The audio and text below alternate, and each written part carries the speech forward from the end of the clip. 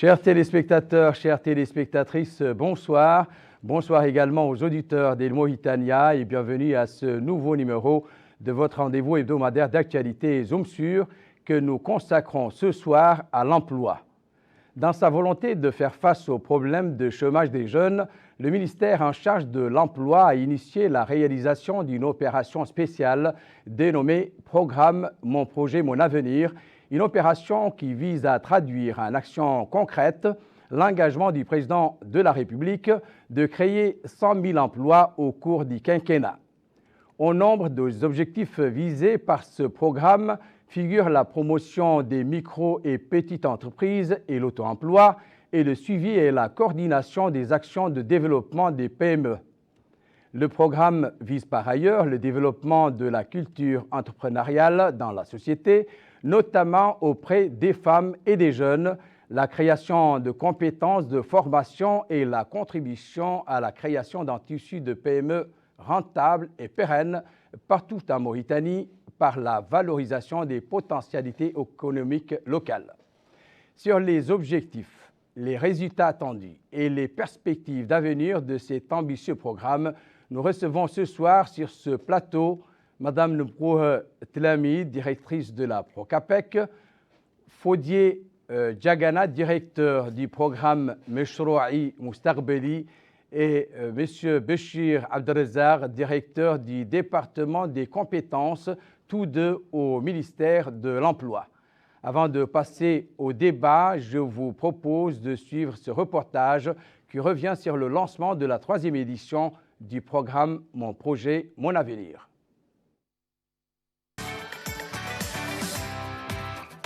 Cette cérémonie de lancement de la 3e phase du projet Meshroui Moustarbeli, Mon Projet, Mon Avenir, s'est tenue au sein du siège de l'Agence nationale de l'emploi et vise à doter 2000 jeunes de financement d'activités génératrices de revenus. Il s'agit à terme de générer 6 000 emplois directs et développer la dynamique entrepreneuriale chez les jeunes.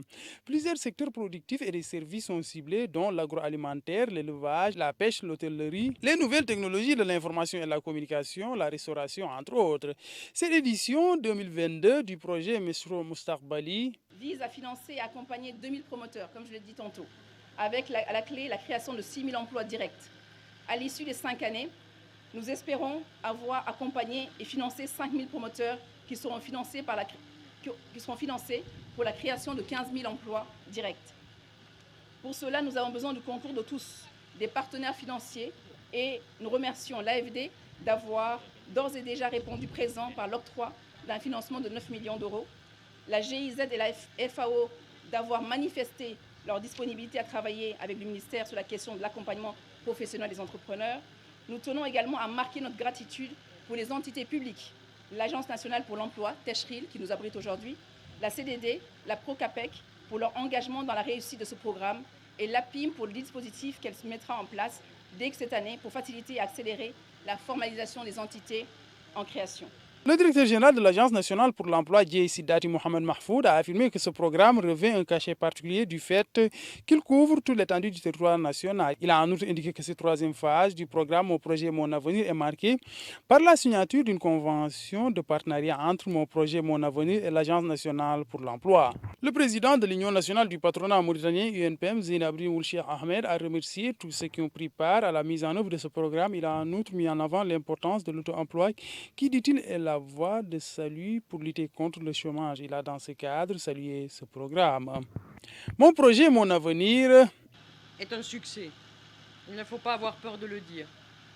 Comme on nous l'a expliqué, près de 12 000 dossiers de candidature ont été soumis lors de la première édition et 500 dossiers ont été soutenus, financés et accompagnés. Et aujourd'hui, 480 de ces 500 porteurs de projets sont toujours en activité. Aujourd'hui, pour cette 3e opération, ce sont 2000 bénéficiaires qui sont ciblés, qui pourront créer leur entreprise et être accompagnés.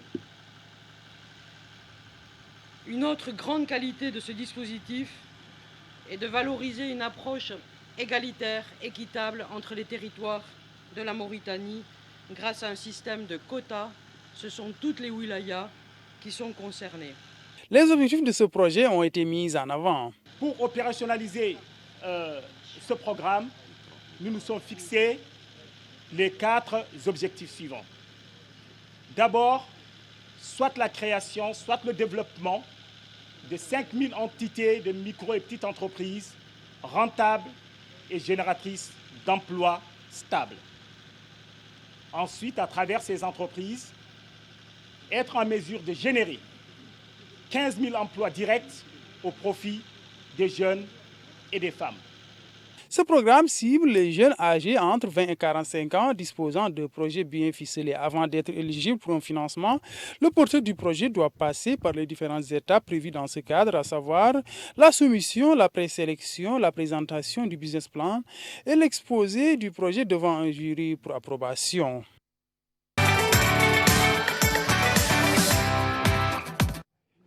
Merci de nous rester fidèles. Rebonsoir tous et merci de répondre favorablement à notre invitation.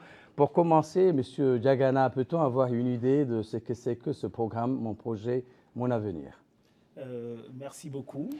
Tout d'abord, permettez-moi d'exprimer mes vifs remerciements à la télévision El Mauritania et de saluer tous les téléspectateurs. Et spécifiquement aux candidats qui vont postuler au programme Mon projet, mon avenir dans le cadre de sa 3e édition. Je pense que dans votre reportage, dans votre premier commentaire, vous avez brossé de long en large ce que c'est le programme M. Moustarbeli. Ce que je voudrais rajouter par rapport à ce que vous avez dit, c'est tout simplement que c'est un programme ancré au niveau du ministère de l'Emploi et de la formation professionnelle, dont l'objectif est de traduire en action concrète effectivement cette promesse que le président de son Excellence, Monsieur le Président de la République, a faite à la jeunesse mauritanienne, c'est-à-dire de lui offrir des emplois décents durant son quinquennat. Et la promesse est de 100 000 emplois et la contribution de Mon projet, mon avenir dans cette promesse serait effectivement de 15 000 emplois durant ce quinquennat. Donc, à travers la création de ces 15 000 emplois, il faut également voir l'auto-emploi comme étant le socle. L'auto-emploi à travers les micro et petites entreprises, l'auto-emploi à travers le fait que les entrepreneurs deviennent des employés eux-mêmes, sachant que chaque entreprise crée en moyenne 3 emplois directs. DG Nebro, votre institution, la Procapec, nous le savons, contribue auprès de ce projet pour la réussite de ce programme. Comment cela se fait-il? Bonsoir. Je ne peux pas du tout rester sans exprimer mes remerciements à la Mauritanienne pour l'occasion qu'elle m'a offerte pour mettre au clair ce dont nous sommes en train de faire concernant ce projet qui est très important pour la Mauritanie, pour les jeunes surtout. Donc le rôle de la Procapec dans ce sens, c'est de faire le recouvrement et en même temps créer une éducation économique et sociale qui permet à tous jeunes d'avoir clair la façon dont ils peuvent gérer un projet. Donc nous sensibilisons les jeunes qui sont diplômés chômeurs et les jeunes en déperdition de leur scolarité à avoir une activité génératrice de revenus qui leur permet d'avoir quelque chose qui leur permet de vivre aisément et encore de participer dans le développement de la Mauritanie en question, qui est vraiment contribuer au développement de notre pays. Béchir, vous également, vous êtes partie prenante. Vous avez une plateforme. Comment se déroule le processus au niveau de votre agence? Donc, premièrement, merci beaucoup pour l'invitation. Bonsoir à tous les spectateurs de El Mauritania et surtout nos chers chercheurs d'emploi qui sont là ce soir sur leur faim pour avoir des informations sur le programme qu'on a lancé aujourd'hui, que Madame la ministre de l'Emploi et de la Formation professionnelle a lancé aujourd'hui. Je voudrais dire là que l'Agence nationale pour l'emploi, l'Agence Techril, c'est le service public de l'emploi. Donc, il est au cœur de toutes les opérations de promotion de l'emploi en Mauritanie, y compris le projet Meshroui Mustaqbali. Et donc, nous, comme agence, on a signé cette année un protocole d'accord avec le programme Meshroui Mustaqbali. Et ce protocole d'accord, dont les engagements de l'agence sont à la fois l'accueil, l'orientation, l'inscription des candidats sur sa plateforme, sur son système d'information de l'île, en plus de l'accompagnement en amont et en aval de ces jeunes-là. Bon, ceci étant, nous avons mobilisé toutes les agences qu'on a, les agences locales qu'on a, et actuellement, comme vous le savez, après la réorganisation de l'agence, on est passé de 6 agences à 18 agences locales qui couvrent l'étendue du territoire national. Et donc, on a une agence au moins par wilaya, ce qui nous permet de mettre en place l'infrastructure qu'il faut pour ces jeunes et pour l'inscription. En plus, comme vous le savez, le programme Meshroui Mustaqbali est un programme digitalisé, il est numérisé, donc l'inscription se fait en ligne et donc c'est le système d'information de l'île qui nous permet de mettre à la disposition des candidats potentiels la possibilité de s'inscrire en ligne. Cette inscription en ligne, si vous voulez qu'on parle un peu des détails maintenant ou qu'on attend l'avancement de l'émission pour parler des détails et pour donner plus de détails à nos chers chercheurs d'emploi. On va rentrer dans les détails. Donc, M. Jagana, là, c'est la troisième édition. Quelle appréciation, quelle évaluation faites-vous des 2 précédentes et quels sont les objectifs de cette troisième édition?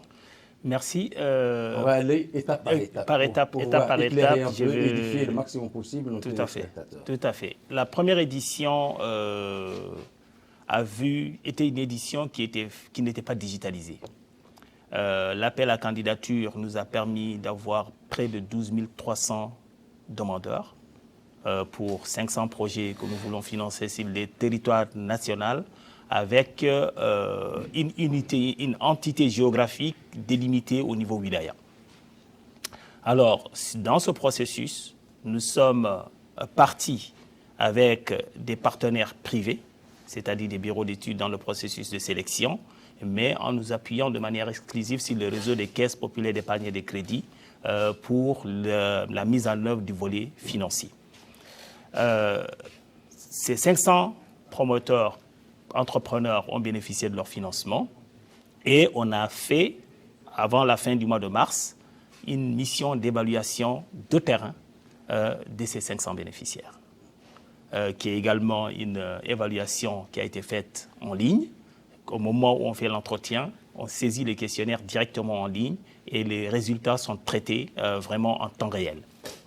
Sur les 500 que nous avons financés, on a pu rencontrer près de 480 de ces bénéficiaires, donc qui existent.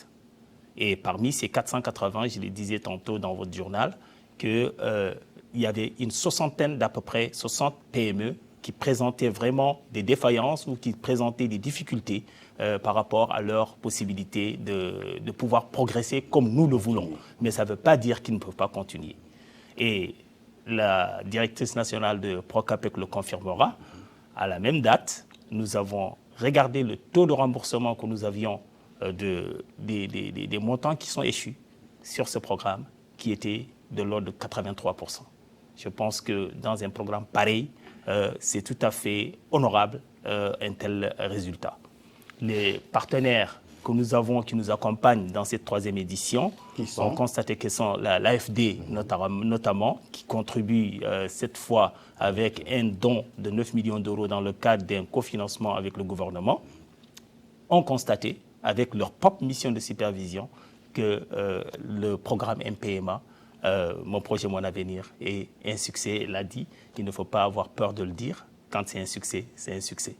La deuxième opération, qui est un processus digitalisé, a permis cette fois, parce qu'au lancement, c'était dans le cadre du PROPEP, nous avons lancé plusieurs autres programmes en même temps que le programme Mon projet, mon avenir.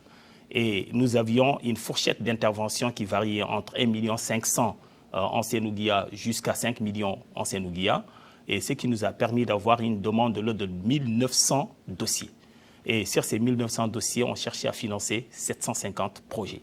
Tenez-vous bien, au lieu de 750 projets avec une répartition cette fois-ci de quotas par Mourata, donc en nous référant de l'insuffisance de la pénétration du programme au niveau des Mourata, nous avons fait des quotas cette fois-ci au niveau Mourata. Et on a financé 603 projets. Certains nous diront pourquoi 750, ensuite 603. C'est parce que mon projet, mon avenir ne finance pas des projets qui ne sont pas rentables, des projets qui ne présentent pas des opportunités, des chances de succès vraiment palpables. Et sur ces 1900 projets, nous sommes arrivés à 603 projets, et cette fois mis en œuvre dans le volet financier par les réseaux des caisses populaires d'épargne et de crédit et par également la caisse de dépôt et de développement. À la fin du mois d'avril, on a fini de faire les décaissements de ces entités, et la même évaluation que nous avons faite pour la première opération sera faite pour cette deuxième opération après 1 an pour pouvoir effectivement mesurer de manière beaucoup plus effective les résultats de cette deuxième opération. Et il faut quand même rappeler que dans la première opération, nous n'avons exclu aucun secteur, mais par contre, dans la deuxième opération, tout ce qui est commerce direct, c'est-à-dire achat-vente sans valeur ajoutée, était un secteur que nous avons mis de côté. Et dans la troisième édition maintenant, comme vous l'avez posé comme question, l'objectif cette fois, c'est de toucher 2000 entités. 2000 entités, dont 1000 de petites et moyennes entreprises et 1000 dans le jargon ancien AGR, activités génératrices de revenus, cette fois-ci que nous avons mis sous le vocable de NanoSlave. Et NanoSlave que nous avons également segmenté en 3, les NanoSlave tout court qui bénéficient exclusivement aux femmes, les NanoSlave plus, c'est-à-dire ceux qui ont bénéficié du NanoSlave dans un premier temps, dans un second temps, peuvent prendre dans un troisième temps sur le NanoSlave plus, ou bien ceux qui ont une demande qui varie entre 100 000 et 500 000 ouguias. Maintenant, nous sommes quand même dans le département de la formation technique et professionnelle. Il faudrait proposer un produit spécifique au sortant de la formation technique et professionnelle. Et ce produit est le NanoSlave Mehenti et des apprentis également. Donc là, ce sont des financements qui varient entre 50 000 MRU à 500 000, de 100 000 MRU à 50 000 MRU. DG, est-ce qu'on peut avoir une idée des conditions de financement? Est-ce que c'est des conditions qui sont souples? Comment se passe le processus chez vous au niveau de la Procapec? De toute façon, nous avons une politique de crédit que nous dite, vraiment une ligne, une trajectoire sur laquelle on ne peut pas... C'est bon pour les Mauritaniens et bon pour la confiance, pour le réseau. Surtout que pour les Mauritaniens, il faut les amener à savoir que c'est une aide, mais une aide qui peut rembourser pour que d'autres peuvent bénéficier. Voilà. Pour faire ça, il faut l'entourer de beaucoup de garde-fous. C'est-à-dire, nous devrions voir comment dirais-je, l'étude. Est-ce qu'elle est vraiment une étude bien faite? Elle est éligible. C'est un point qu'il faut voir. Et en même temps, savoir faire une enquête de moralité pour la personne. Est-ce qu'elle est réellement prête à avoir un programme qui peut être pour elle un avenir? Et c'est très important pour nous. Dans ce cas, nous avons des conditions. Des conditions, il y a une garantie qu'il faut présenter, morale ou physique, qu'il faut impérativement présenter. Et il faut encore savoir est-ce que ce monsieur, bon, c'est un monsieur qui est sérieux dans sa vie. Ou, bon, on fait une étude du milieu, on cherche partout dans le comportement du monsieur. Et ça nous aide à mener bien à notre mission. Ce qui est vraiment très bien pour le recouvrement. Et ce qui a fait que nous avons maintenant ce taux de 83%, 84%, parce que ce n'est pas du tout évident. Est-ce que cela signifie qu'ils sont de bons payeurs? Bien sûr, ce ne sont pas des mêmes pays, on ne peut pas arriver à ce stade-là, à ce taux-là de 83%. Si on le dit au bailleur, mais il dit c'est extraordinaire, c'est excellent. Pour la population dont dans la mentalité que vous avez, tout cela, il y a beaucoup de choses qu'il faut changer, qu'il faut vraiment travailler sur l'éducation de ces gens-là. C'est très difficile pour nous, mais nous sommes sur ça pour qu'on puisse mener à bien notre mission et aider la Mauritanie et en même temps exécuter le programme du président de la République dans toute son intégralité. C'est ça. Quels sont les domaines d'activité qui intéressent plus vos sous-missionnaires? Effectivement, dans cette troisième édition, nous avons défini les secteurs et domaines d'activité dans lesquels nous allons intervenir. Ces secteurs et domaines d'activité, ils sont au nombre de 9. Les secteurs productifs, disons que tout est éligible, sauf le commerce en tant que tel. Le commerce où on achète, on vend sans valeur ajoutée. Parce que ça, nous tous, nous sommes d'accord là-dessus, que si on veut financer ce type d'activité, par essence, c'est l'activité la plus rentable. C'est l'activité la plus reposante. Mais ce n'est pas l'activité qui peut générer autant d'emplois que nous cherchons. C'est pourquoi nous voulons aller dans des domaines qui valorisent vraiment les ressources, qui créent de la richesse, c'est-à-dire de la valeur ajoutée. Et c'est pourquoi nous nous intéressons aux secteurs qui sont vraiment les potentialités économiques locales. Nous avons la pêche, l'élevage, l'agriculture, l'environnement, les TIC innovants, les BTP, les services, la transformation et la valorisation des produits et ressources locales, et également la petite industrie. Ce sont les 9 domaines d'activité pour lesquels les financements seront portés cette fois-ci, avec effectivement un accent particulier pour les entrepreneurs féminins. Donc, c'est dire aux femmes qu'effectivement, nous avons regardé dans les 2 précédentes éditions un taux de participation des femmes de l'ordre de 31%. Nous voulons porter ce taux au moins à 50% dans cette 3e édition. Et on ne peut pas porter ce taux à 50% si les femmes ne postulent pas. Il faudrait qu'ils postulent avec des projets vraiment qui tiennent la route et qui sont dans ces domaines d'activité. L'autre aspect qui est très important de souligner dans cette 3e édition, Madame la ministre l'a dit ce matin dans son allocution de lancement de la 3e édition, c'est que l'accompagnement et le suivi post-financement prendra vraiment une place prépondérante dans notre intervention. Ceci pour pouvoir inscrire dans la durée aussi bien les entreprises que nous créons, mais également les emplois qui en découlent.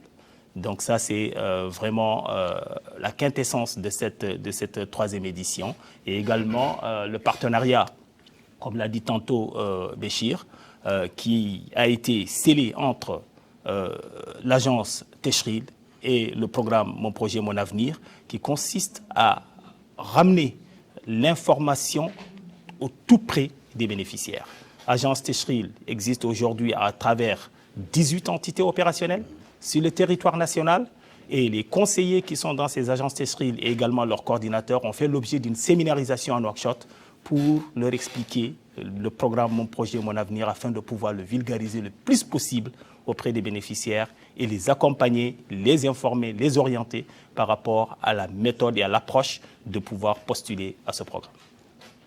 Monsieur, le démarrage d'une telle édition nécessite une campagne de sensibilisation, aussi bien de la part de votre agence, du projet que de la Procapec. Est-ce que cela a été fait et sur quel support se sont appuyées les agences et institutions que vous êtes? Bon, avant de répondre à la question, je voudrais un peu mettre le programme dans son contexte. Oui. Parce qu'il faut savoir que l'auto-emploi, nous d'habitude, quand on parle de l'emploi en général, de la promotion de l'emploi, on parle de 2 types d'emplois. L'emploi salarié et l'auto-emploi, ou l'emploi indépendant. Mais quand vous regardez très bien, c'est l'entreprise qui génère l'emploi salarié. Donc l'origine de tout ça, c'est l'entreprise. Et tant qu'on n'a pas dans ce pays un tissu de PME, de MPE, de grandes entreprises qui peuvent générer des bassins d'emploi, on n'aura pas la possibilité d'absorber le flux des demandeurs d'emploi. Donc c'est ça la philosophie de l'auto-emploi, c'est ça la philosophie du programme Mon projet, mon avenir, c'est de créer des entreprises, c'est vrai, créer des emplois immédiats, mais c'est de pérenniser ces entreprises, de les développer dans le futur pour les transformer en bassin de création d'emplois salariés pour les demandeurs d'emploi. Il y a une adéquation Donc, d'ailleurs il y a entre la demande et notre seule chance, notre seule chance dans ce pays, c'est de créer ce tissu d'entreprise qui permettra à lui-même de créer des opportunités d'emploi pour tout le monde. Et donc, le programme, il est d'ampleur nationale, parce que vous voyez, il est sur le territoire national. Tous les porteurs d'idées sur le territoire national peuvent faire recours à ce programme pour bénéficier de son offre de services. Ça, c'est déjà un avantage pour tous les porteurs de projets sur l'étendue du territoire national. La deuxième chose, c'est que cette fois-ci, comme l'a dit tantôt monsieur le coordonnateur du projet, monsieur le conseiller, comme il l'a dit tantôt, cette fois-ci, c'est 2000 opportunités. C'est 6 000 emplois à créer immédiatement qui sont visés.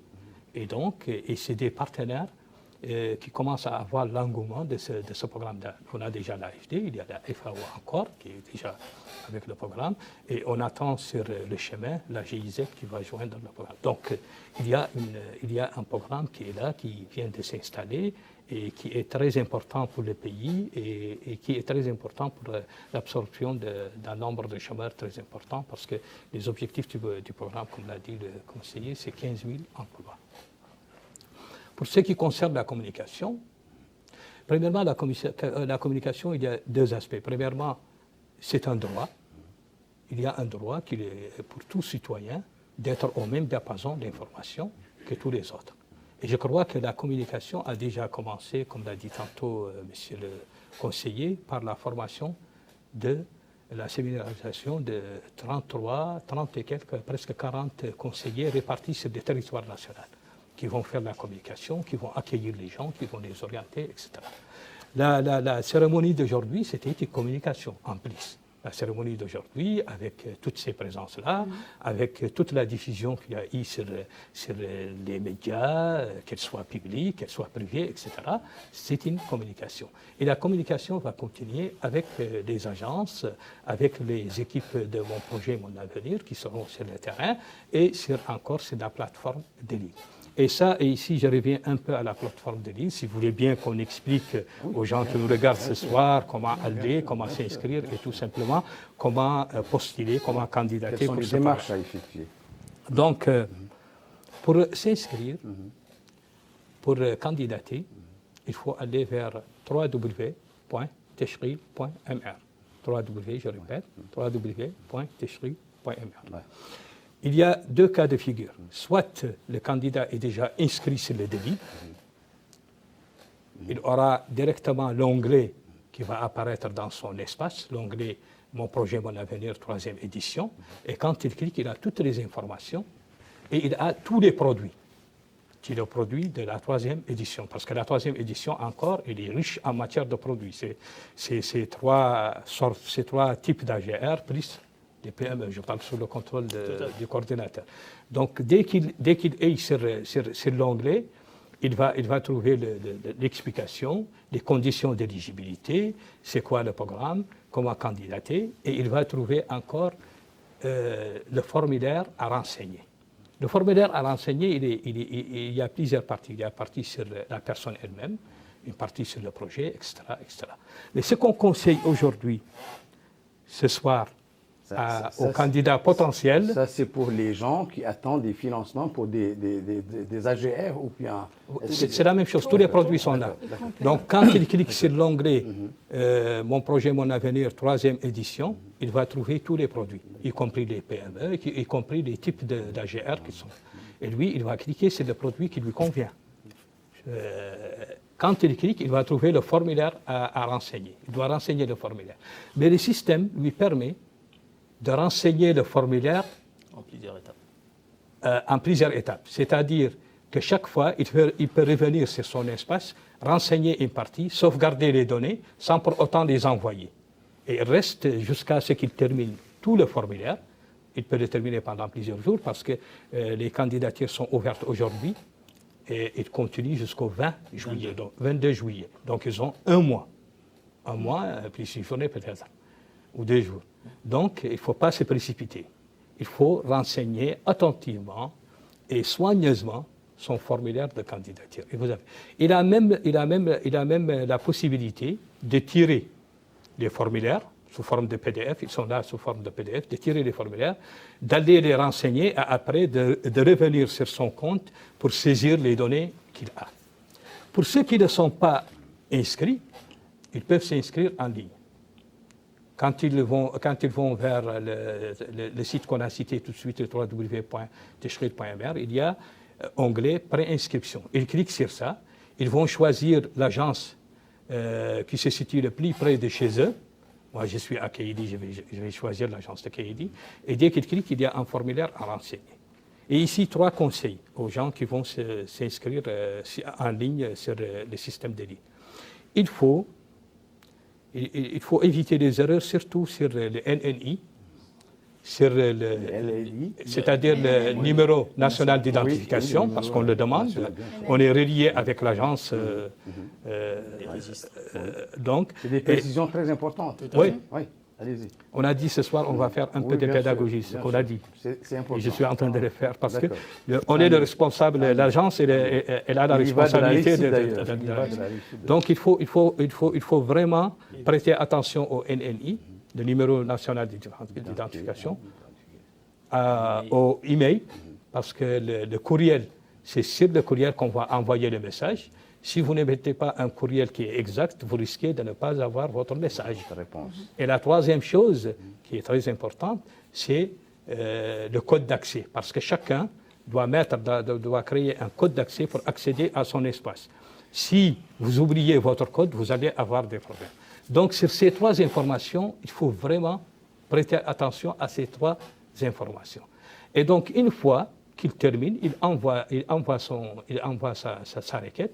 Ça y est, il est candidat pour le programme. Ce qui est encore avantageux, et je le dis ici en public pour que tout le monde le sache, c'est que sur le DELIL, on fait la présélection systématiquement, automatiquement. Il n'y a pas de personne qui fait. On intègre les critères et on a la présélection. C'est le système lui-même qui fait la présélection. Et donc, il y a la transparence. Et je voudrais dire que la devise du programme, c'est l'efficacité et la transparence. Et cette année, vraiment, on tire des leçons de toutes les éditions précédentes pour aller vraiment dans la totale, pas de totale. Bon, le travail humain, il est toujours perfectible. Mais je dis, pour aller, notre objectif, c'est la transparence et l'efficacité totale. Voilà, en grosso modo, j'étais un peu long, mais en grosso modo, voilà ce qu'on peut faire. Je voudrais seulement dire enfin que si on a aujourd'hui des programmes d'ampleur qui sont là, comme le programme Mon Projet, Mon Avenir, comme les programmes qui ont été exécutés pendant les années précédentes, comme les programmes qui ont été exécutés dans les années précédentes, si on est aujourd'hui capable de mettre en œuvre ces programmes, c'est parce qu'il y a eu des réformes qui ont été faites par le gouvernement, surtout au niveau du service public, qui est l'Agence nationale de l'emploi. Aujourd'hui, on dispose d'un réseau national. On est sur l'étendue du territoire national. Aujourd'hui, on dispose à l'agence, on dispose d'un système d'information sur le marché du travail qui n'a rien à envier aux autres systèmes dans les autres agences. Il a été, la grande fierté, c'est que ce système a été développé par un bureau d'expertise nationale. Tant mieux. Est-ce que les jeunes de l'intérieur, comme ceux de Nouakchott, ont les mêmes opportunités, la même égalité d'accès à ces opportunités de travail ou de financement de projets? Est-ce que également, une fois le financement acquis, est-ce qu'il y a une formation en suivi? Exactement. Comment cela se passe? Exactement, mais avant d'arriver à la réponse à votre question, je vais abonder dans la même démarche pédagogique pour la soumission des requêtes. M. Béchir l'a dit, il ne faut pas que les candidats se précipitent. C'est un formulaire qu'on peut renseigner en plusieurs étapes. Il suffit tout simplement de prendre la précaution de l'enregistrer et de ne pas le soumettre. On a un mois pour pouvoir soumettre son formulaire. Et de l'autre côté, nous avons veillé à ce que le formulaire lui-même soit pédagogique. À chaque fois qu'on a mis le curseur sur un produit, il y a un message qui sort qui vous dit les caractéristiques de ce produit. Qui sont les personnes éligibles à ce produit. Donc, avant de confirmer le choix, c'est toujours bien de lire et de comprendre de quoi il s'agit avant d'y aller. Et ce formulaire a été vraiment testé plusieurs fois pour pouvoir permettre d'abord le rendre beaucoup plus simple, beaucoup plus accessible et dans les deux langues, en arabe et en français. Je disais dans le cadre de la formation des conseillers que quand je suis analphabète et que c'est quelqu'un qui me remplit ce formulaire, il va rédiger ce que je lui ai dit, mais je vais avoir la précaution de lui demander, s'il te plaît, lis-moi ce que tu as dit, ce que tu as écrit. Est-ce que ça traduit exactement ce que j'ai dit? Parce qu'à la fin, dans le processus, il y a un comité de crédit qui va rencontrer chaque porteur de projet sélectionné, devant lequel il faut défendre son projet, devant lequel il faut parler de son projet, devant lequel il faut dire en quoi ce projet est rentable, qu'est-ce qui peut nous pousser à financer ce projet. Donc si on ne maîtrise pas ce qu'on a mis dans notre formulaire, on ne risque pas de pouvoir défendre et donc on court plus de risques de se faire éliminer. Donc c'est des questions sur lesquelles vraiment on attire l'attention des postulants à M. Moustarbelli de faire attention, de prendre leur temps, de ne pas se précipiter. Par rapport à l'accès à ce programme, l'accès est équitable. Les quotas par wilaya, par muqata'a sont prédéfinis et compte tenu de la proportion du nombre d'augmentation du nombre de projets, nous sommes partis dans la même proportion d'augmentation des quotas qui ont été arrêtés avec les élus, avec les conseils régionaux, à l'époque de la deuxième opération au niveau du département ministériel. Donc ces quotas sont encore les mêmes, mais au prorata du nombre d'augmentation, nous sommes passés de 750 à 2000, et en fonction de cette augmentation, des muqata'a ont été également attribués en termes de quotas. Maintenant, il faudrait que la sensibilisation, comme vous l'avez dit tantôt, au sein de chaque muqata'a, au sein de chaque wilaya, porte auprès des jeunes pour les inciter à postuler, mais à ne postuler que dans des secteurs qui mettent en valeur les ressources locales, des secteurs qui créent de la richesse, des entreprises pour lesquelles ils ont une compétence, ils ont une capacité, et non vouloir faire quelque chose pour laquelle on n'a aucune compétence. Parce que là également, parmi les critères de sélection, quand on choisit une activité dans laquelle on n'a aucune compétence, aucune capacité, l'entretien vous éliminera directement. Il y a des insuffisances que nous avons constatées dans les premières éditions. Quelqu'un qui nous coche un secteur et qui nous fait la présentation de son activité qui n'a rien à voir avec les secteurs. Là, cette comparaison peut amener le programme à dire que cette personne ne sait même pas dans quel secteur il évolue et ça peut conduire à la diminution des points ou à carrément l'élimination de... Parce que les secteurs d'activité ont des points dans la notation.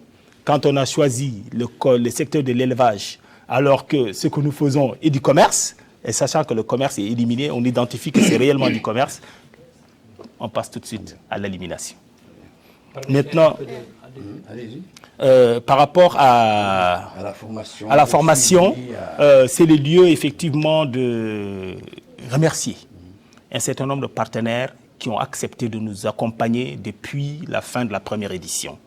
Je pense notamment à la Chambre de commerce, qui a un outil de formation assez performant et qui nous met à disposition cet outil et qui nous a permis aujourd'hui de former une bonne partie des bénéficiaires de la première opération, y compris même certains de la deuxième opération.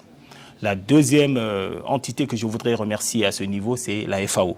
La FAO, dans un partenariat que nous avons signé sur 1 an dans le cadre de la première opération, va nous accompagner, par exemple, 50 entrepreneurs dans le domaine de l'agroalimentaire.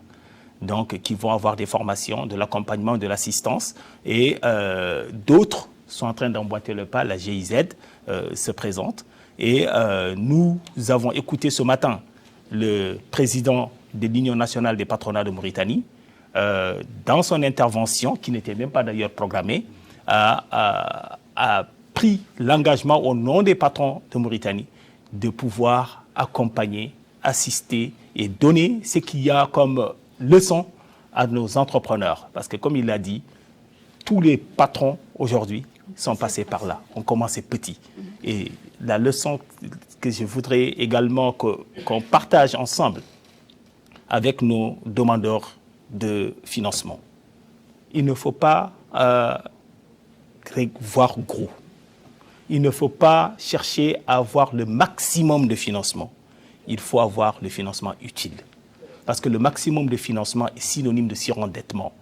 Elle l'a dit tantôt, on a le suivi financier. Quand tu te surendettes et que ton entreprise n'a pas la capacité de remboursement de cette dette-là, tu vas te retrouver dans une situation de défaillance de paiement et ça pose et handicaper d'autres. Vous avez un mot à ajouter? Il y a également les modalités de paiement, de remboursement. Nous avons, ce réseau compte 51 caisses sur l'ensemble du territoire avec plus de 287 000 membres qui nous ont permis. Il existe depuis 1997. Oui, depuis 1997. Oui, tout à fait. Donc, il nous a permis d'avoir une base de données qui est vraiment très vigilante par rapport aux demandeurs de crédit. Par exemple, nous avons lancé l'ANAPEJ qui avait des programmes de crédit aux diplômés chômeurs. Nous avons PNIM, un programme au niveau de la direction de l'insertion qui est vraiment, nous avons l'action sociale, les droits de l'homme. Tous ces programmes-là nous ont permis d'avoir une base de données qui nous a permis d'identifier rapidement les gens qui sont sérieux et éligibles et les autres qui ne le sont pas. Il nous a facilité la tâche par rapport à ce, parce qu'on a demandé qu'on soit membre de la commission chargée d'élection des candidats. Et on peut immédiatement savoir cette personne, elle a déjà eu un programme, un crédit au niveau de l'ANAPEJ, mais elle a failli assez. Immédiatement, on élimine du programme. C'est ce qui nous a facilité la tâche et c'était extraordinaire, qui nous a permis encore d'avoir, alhamdoulilah, ce résultat important qui est vraiment utile pour nous et pour le programme en question et pour les autres institutions et les partenaires au développement. Est-ce que vous faites un peu de la sensibilisation? Bien sûr, c'est notre rôle. C'est notre rôle. Nous avons des programmes de sensibilisation sur l'ensemble du territoire. On fait des missions et au sein de ces missions-là, on éduque les gens à avoir un crédit, le faire un projet et en même temps faire retourner l'argent à soi pour qu'on élargisse la base à d'autres gens qui sont vraiment parmi nous et de chez nous. Donc, il voulait ajouter. Oui, il faut le dire toujours dans le cadre de la pédagogie qu'on est en train de faire. Il faut dire à tous les candidats qui nous entendent ce soir que pour postuler au programme Mon projet, mon avenir, c'est en ligne. C'est en ligne. La deuxième chose, il faut bien lire les critères d'éligibilité pour chaque produit, parce que les critères d'éligibilité diffèrent d'un produit à l'autre. Donc, vous pouvez postuler, faire du travail, alors que vous n'avez pas vraiment lu attentivement les critères, alors que vous n'êtes pas éligible à ce produit et vous pouvez être éligible à d'autres produits. À notre produit. Donc, il faut lire les critères d'éligibilité. Et pourquoi on répète toujours ce mot? Il ne faut pas se précipiter. Il faut éviter la précipitation. Vous avez un mois, faites votre candidature, faites votre requête convenablement, soigneusement et présentez-la et envoyez-la au projet. La deuxième chose, toujours dans le cadre de cette pédagogie, quelqu'un peut se poser la question, mais moi je n'ai pas d'ordinateur, je n'ai pas de connexion Internet, comment je peux postuler? Au niveau de chaque agence locale de l'agence Técherie, il y a un dispositif qui est mis à la disposition des gens qui n'ont pas la connectivité, qui n'ont pas peut-être l'infrastructure pour candidater. Donc il y a au moins un ordinateur qui est là, avec de la connexion Internet, et les gens peuvent l'utiliser. Mais il n'y a personne qui va vous aider à remplir votre formulaire, parce que vous êtes un promoteur et on est dans un exercice de candidature, et donc il faut que tout le monde soit au même diapason. Mais quand même, on met à la disposition des candidats qui n'ont pas l'infrastructure, qui n'ont pas la connexion, on met à leur disposition cette infrastructure-là. Effectivement. La chose sur laquelle, allez-y. La chose sur laquelle je voudrais un peu intervenir, c'est que en ce qui concerne les réformes que le gouvernement a entrepris dans le cadre de la promotion de l'emploi et qui fait aujourd'hui que les perspectives sont prometteuses, parmi ces réformes, c'est le FNE, c'est le Fonds national de l'emploi, qui existe aujourd'hui et qui a 3 fenêtres pour le financement, c'est-à-dire, parce que nous, quand on parle de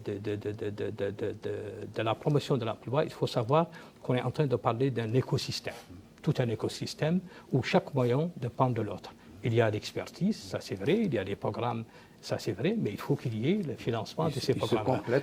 Donc il y a tout un écosystème qu'il faut mettre en place. Et aujourd'hui, on a le Fonds national de l'emploi qui a 3 fenêtres pour le financement. La première est consacrée à la création, à l'entrepreneuriat et l'auto-emploi. La deuxième, elle est consacrée à l'intermédiation, à tout ce qui est emploi salarié, les stages, l'amélioration de l'employabilité. Et on a une 3e fenêtre pour tout ce qui est études, enquêtes sur le marché de l'emploi. Donc, le financement est là. Et c'est pourquoi j'ai dit que les perspectives sont prometteuses. On a eu des réformes au niveau du service public de l'emploi. Il y a le financement qui a été mis en place. Il y a des programmes d'ampleur nationale qui sont lancés. Et donc, on est sur le bon chemin. C'est-à-dire que les années prochaines, on doit se préparer tous. Et nous, à l'agence, on est conscients de cette situation. On doit tous se préparer pour porter ces projets et pour essayer un peu de booster notre public cible pour qu'il puisse bénéficier de toutes ces opportunités dans les meilleures conditions. Pour terminer seulement, je dis que je reviens à la communication et la sensibilisation, ça s'est fait sur plusieurs échelles. Aujourd'hui, on a commencé. Ce soir, on est dans un programme, on est en train de faire un peu de pédagogie. Demain on est sur le terrain, les équipes de Técherie, de mon projet, mon avenir, pour faire la communication. Et même les gens qui seront sélectionnés, et qui seront orientés vers la formation. La formation, il y a un volet communication dans la formation. Il y a un volet communication dans le coaching. Et quand ils sont chez Madame la directrice nationale, ils ont encore un volet de communication. Donc ça continue. Et même dans le suivi et évaluation, on fait de la communication. Donc la communication, elle est cruciale. Elle est cruciale dans toutes les étapes du programme. Tant mieux. Voilà, c'est bien. Par rapport à l'accessibilité des questionnaires en ligne, nous avons également une option smartphone.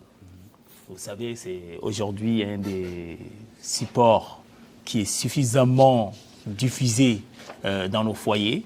À travers son téléphone portable, smartphone, il est tout à fait possible de renseigner. On a fait une configuration qui permet de manière beaucoup plus simple de renseigner ces questionnaires avec son smartphone. Donc, si on n'a pas la possibilité, il ne faut pas que tout le monde se rue vers les agences Técherie, parce qu'il ne va pas y avoir 10, 15, 20 ordinateurs qui sont là à leur disposition, mais ceux qui ont la possibilité d'accès à ce formulaire à travers leur smartphone avec une connexion naturelle, habituelle que nous avons, on peut effectivement renseigner ce formulaire. Diagana, il nous reste à peine 5 minutes. Oui. Juste un aspect par rapport à la synergie qu'il a évoqué dans le cadre de l'écosystème. Vouloir évoluer en solo dans l'écosystème entrepreneurial, c'est faire une démarche qui va droit dans le mur. Et c'est ce que le département de l'emploi et de la formation professionnelle a compris aujourd'hui, en se disant que tous les acteurs de l'aspect sensibilisation, l'aspect accompagnement, l'aspect financement, formation, et ceux qui font le coaching, le mentorat, il faudrait que tout le monde travaille en synergie et que chacun d'entre nous fasse ce qu'il sait le mieux faire en complémentarité avec les autres pour arriver à instaurer un écosystème entrepreneurial favorable à l'émergence et à la pérennisation de nos entreprises.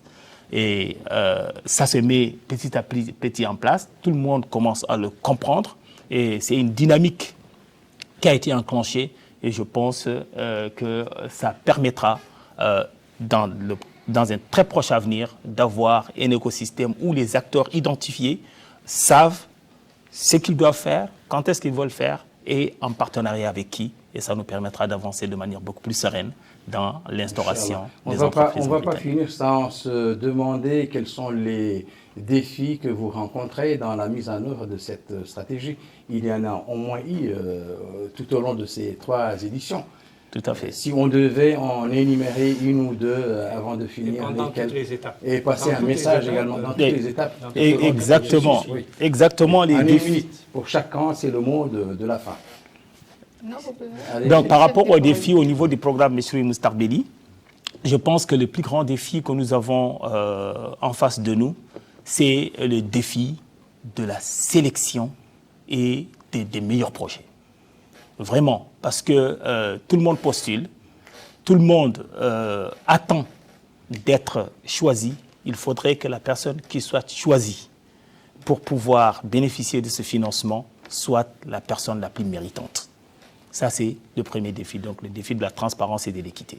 Ça, c'est le premier défi. Le deuxième défi que nous sommes en train que nous voulons relever, c'est de nous assurer que ces entreprises que nous sommes en train de créer, ce sont des entreprises qui vont effectivement générer des emplois, mais des entreprises qui vont rester viables et pérennes. Parce que sans ça, on ne va pas penser à la pérennisation de ce fonds. Quand une entreprise est viable, elle est pérenne et qu'elle est rentable, elle rembourse.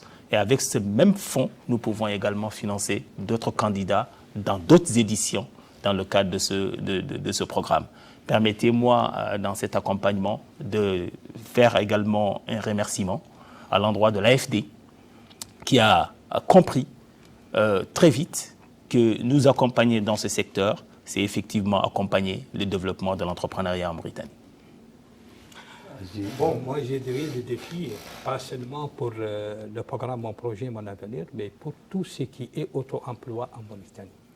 Le défi, c'est de trouver des porteurs de projets. Monsieur le conseiller l'a dit d'une autre manière, il a dit c'est de sélectionner les projets, c'est de trouver des porteurs de projets. En Mauritanie, je l'ai dit toujours, nous avons des sauteurs sur projet. Et ils vous le disent, franchement. Ils vous disent, moi je n'ai pas trouvé un emploi, j'ai trouvé cette opportunité, j'ai sauté là-dessus. Et notre défi dans l'avenir, et c'est ça, c'est de créer des groupes de porteurs de projets. Et ça ne peut pas être créé sans pour autant introduire des modules de formation en entrepreneuriat dans notre enseignement, qu'ils soient professionnels, qu'ils soient supérieurs. Il faut introduire ces moyens parce que ce que nous sommes en train de former, actuellement, ce sont des gens qui ont vocation pour le salariat et pas pour l'entrepreneuriat. Donc, ce sont des mentalités qu'il faut changer. Une minute, s'il vous plaît, seulement pour terminer, le dernier conseil que je donnerai à nos chers chercheurs d'emploi, j'ai dit il ne faut pas se précipiter, mais j'ai dit il ne faut pas arriver à la dernière minute. Ça crée toujours des problèmes. Vous avez un mois. Dommage, ouais. Vous avez un mois. Ils attendent jusqu'au dernier Profitez moment. de ce mois-là pour faire votre requête dans la meilleure forme et dès à présent. DG, un dernier mot, oui. Tout ce que je peux dire, c'est parfois la souplesse, trop de souplesse, ça nous porte préjudice. Nous sommes en train, pour nous qui nous sommes en train d'avoir un programme réussi à 100%. Donc, je vous demande à mes collègues de ne pas être trop souples. Tant mieux. Et quand même, pour terminer, je voudrais vraiment remercier au nom de la direction générale de Téchril, le coordinateur de Mon Projet, Mon Avenir, son équipe, pour la collaboration, pour le degré de la collaboration qu'il a eu pendant les étapes précédentes. Et nous continuerons, Inch'Allah, la même collaboration pour faire réussir ce programme qui est très important pour notre jeunesse. Merci beaucoup. Ce numéro de votre émission Zoom sur est à présent terminé. Je remercie mes invités. Madame Lebrouhe Tlami, directrice de la ProCapec, Foudier Diagana, coordinateur du programme Meshroui Moustarbeli, autrement dit Mon projet, mon avenir. Béchir Abdelazar, directeur du département des compétences ou au ministère de l'Emploi, pour avoir accepté de répondre à nos questions. Mes remerciements vont également à tous les téléspectateurs et à toutes les téléspectatrices qui nous ont fait l'honneur de suivre ce magazine. Un grand merci également aux équipes de reportage et de rédaction, Rabia Deda, Madani Dramé pour la réalisation de cette émission et les caméramans ici présents. Excellent moment avec la suite des programmes d'El Mauritania. Bonsoir à tous et à toutes et très vivement pour un nouveau numéro de votre émission Zoom sur.